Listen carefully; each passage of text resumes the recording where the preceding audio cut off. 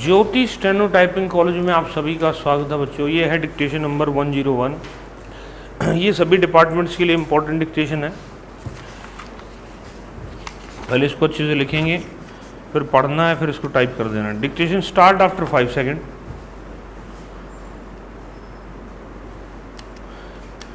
Sir, it is my proud privilege to initiate this important debate on the 11th plan in this august house.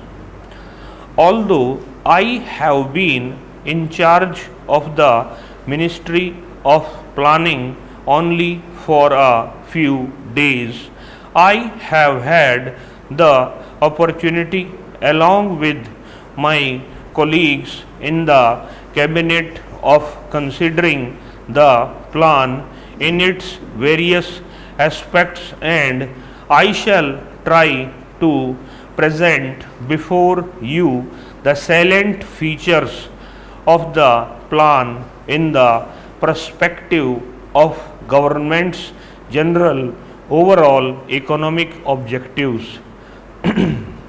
Let me say at the outset that the 11th plan, covering the years 2007-8 to 2012-13, has been formulated in the light of the development experience of the past 3 decades and the perspective we need to keep for the next 10 to 15 years.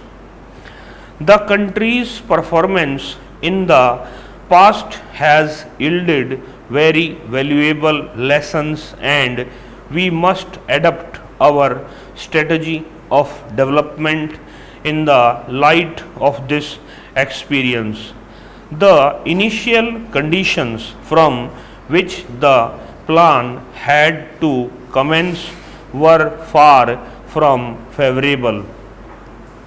1999-00 was a drought year during which agricultural production slumped.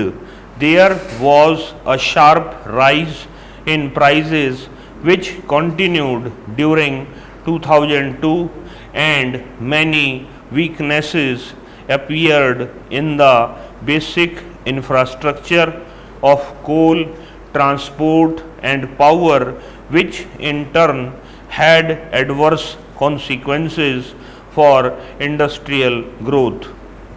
Internationally, we faced a sharp rise in prices of petroleum and other imports, while recessionary conditions in the industrialized world held out a threat for our exports.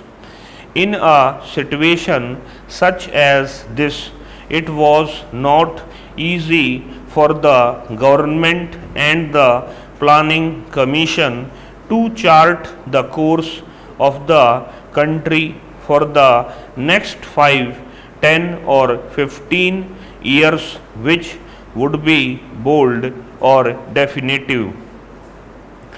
At the same time, the problems facing the country are so acute that solutions brook no delay. Removal of poverty and unemployment and attainment of self-reliance have been the basic goals of planned development, and they remain so far the 11th plan as well.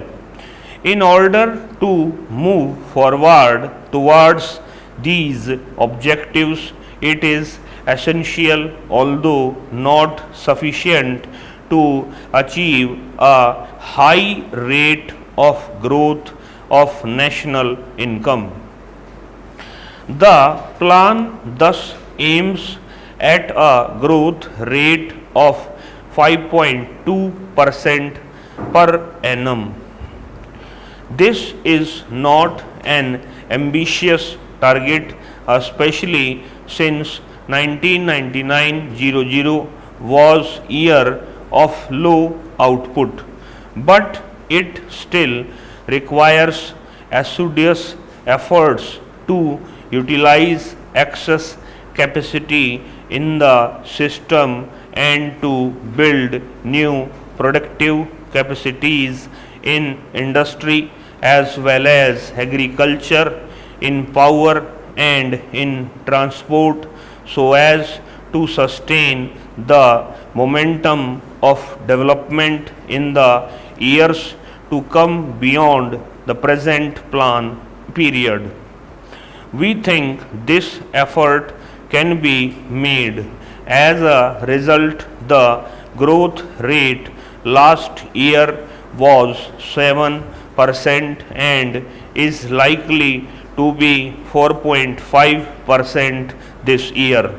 Thus, the average for the plan may come to 6% in order to achieve the target growth rate of 5.2%. Both agriculture and industry will have to perform better than in the past. In terms of gross value added, the plan envisages an average growth rate of about 4% for agriculture and about 7% for mining and manufacturing. The realization of these targets will require a substantial step up in investment as well as a considerable improvement in capacities which have already been created, particularly in such critical sectors as irrigation, power, coal, petroleum, fertilizers, cement and railways. The 11th plan lays balanced emphasis on both these aspects. The country is currently self-sufficient in food grains. However, there are still gaps in such important areas as pulses and vegetable oil seeds. Agriculture being still the foundation of our economy, the 11th plan contains a number of programs designed to further strengthen covering both food and cash crops. As a part of the overall strategy, the area under irrigation is sought to be increased by nearly 15 million hectares over the plan period. The consumption of chemical fertilizers is expected to go up from 5 million tons of nutrients in 1999-00 to 9 million tons in 2004-05. The institutional credit for agriculture and rural development will be more than doubled over the plan period. The newly planned National Bank for Agriculture and Rural Development will act as a powerful agent for overcoming the weaknesses of the credit delivery systems, particularly in meeting the credit needs of small and marginal farmers and rural artisans. Apart from crop husbandry, considerable stress has been laid on the development of subsidiary occupations like animal husbandry, horticulture, fisheries, social and farm forestry. The dairy development program alone is expected to benefit about 15 million families. It is the declared policy of the government to provide remunerative prices for farm produce and to strengthen the infrastructure for marketing so that farmers have an adequate incentive to produce more.